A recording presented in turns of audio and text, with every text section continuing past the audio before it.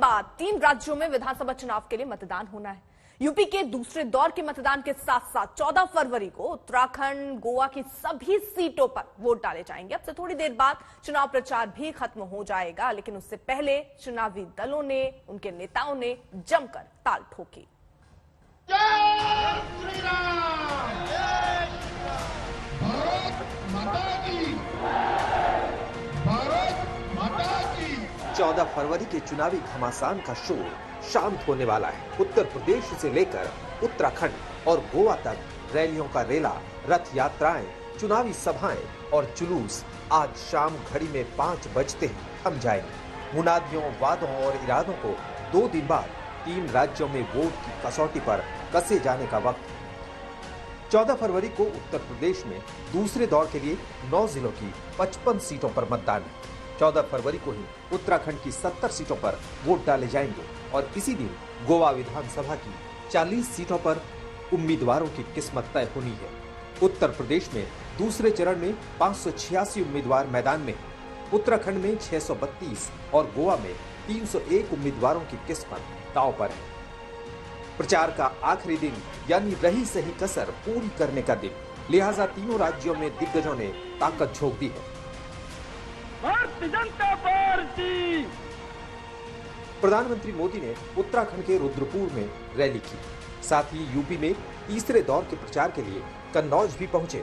अमित शाह सुबह से उत्तराखंड नाप रहे हैं। देहरादून, टिहरी, गढ़वाल होते हुए अब से थोड़ी देर बाद वो हरिद्वार में गंगा आरती में शामिल होंगे।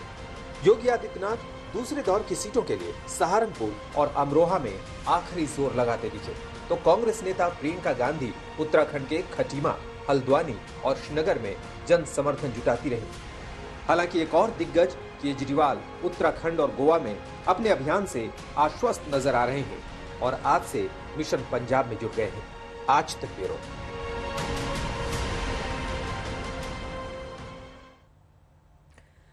तो उत्तर प्रदेश में दूसरे दौर की 55 सीटों पर चुनाव होने हैं और इस दौर में अचानक से आए हिजाब विवाद और उन्नाव कांड का खासा असर पड़ने की संभावना है। अगर ऐसा होता है तो ये बीजेपी के लिए फायदेमंद हो सकता है, इसलिए बीजेपी अपने प्रचार में इन मुद्दों को जोर शोर से उठा रही है।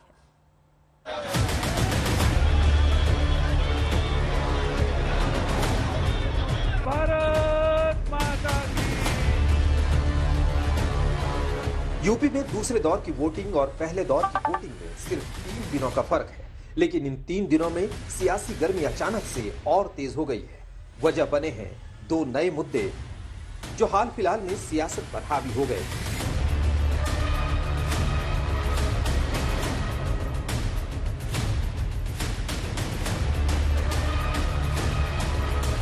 पहला मुद्दा है कर्नाटक के स्कूलों में हिजाब बैन का, जिस पर यूपी समेत पूरे देश में घमासान मचा है।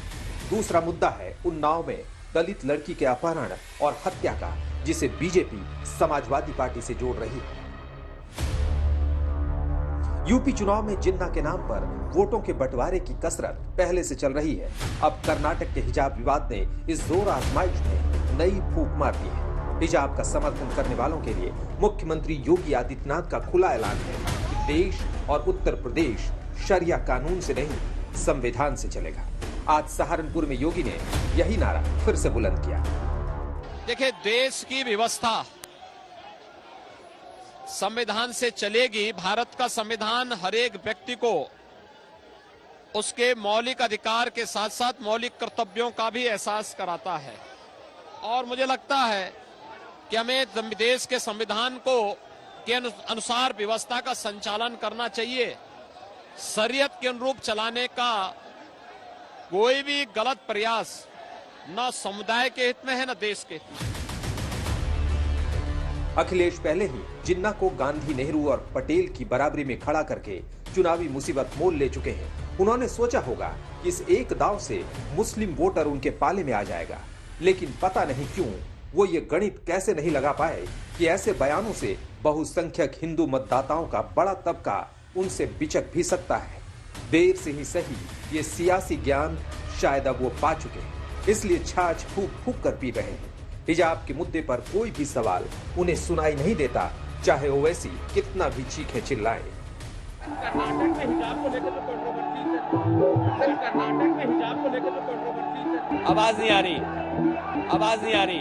कर्नाटक में हिजाब को लेकर जो कंट्रोवर्सी कर्नाटक में हिजाब को लेकर जो कंट्रोवर्सी आवाज नहीं आ रही, आवाज नहीं आ रही। में उनसे जब पूछा गया तो उनको सुनाई नहीं दे रहा है, बोले ऊंचा बोलो ऊंचा बोलो। यानी लफ्ज मुसलमान अगर आपके कान के और दिल में नहीं पहुंच रहा है तो क्या पैगाम दे रहे हैं उत्तर प्रदेश के आप अल्पसंख्यक समाज के मुसलमानों को? गलत पैगाम जा रहा है। हिजाब के बाद उन्नाव कांड से भी बीजेपी को उम्मीद है कि दूसरे दौर की बाजी उसके हक में करने में ये बड़ी भूमिका अदा करेगा। 2 महीने पहले अगवा हुई दलित लड़की की लाश जब एक कोठी की दीवार के पास जमीन खोद कर निकाली गई तो कनेक्शन समाजवादी पार्टी सरकार के पूर्व मंत्री के परिवार तक जुड़ गया।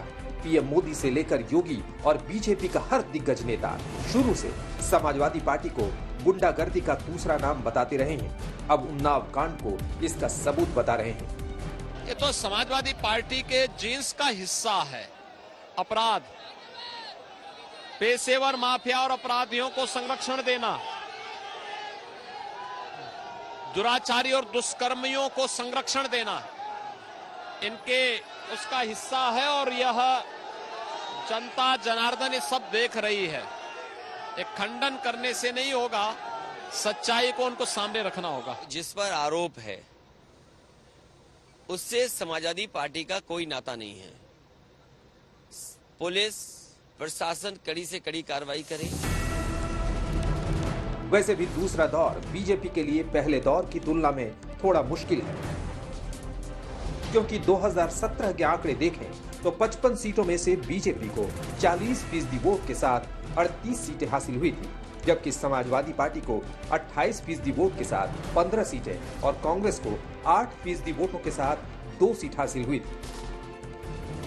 बीजेपी को भी एहसास है कि दूसरे दौर की कमजोर कड़ी को तोड़ने और सियासी फायदा जोड़ने में ये दोनों मुद्दे फायदेमंद साबित हो सकते हैं। लिहाजा योगी और उनकी टीम प्रचार के आखिरी दिन इसी अभियान में जी जान से जुटी रही। आज तक ब्यूरो।